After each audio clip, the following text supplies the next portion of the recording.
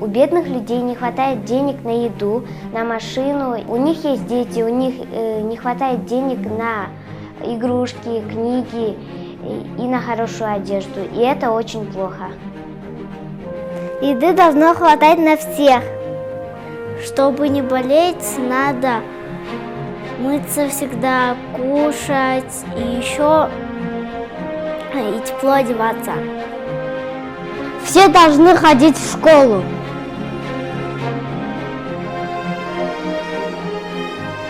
Нельзя пить грязную воду. Да.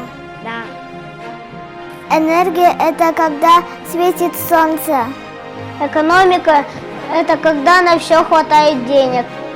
А что такое инфраструктура, инновация, индустриализация?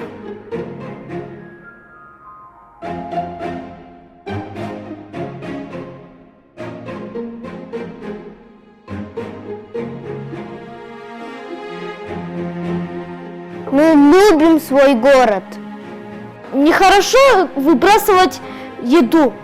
У природы нет плохой погоды. В океане живут кит, акула, дельфин. Мы должны беречь свою природу. Пусть наступит мир во всем мире. Давайте жить дружно.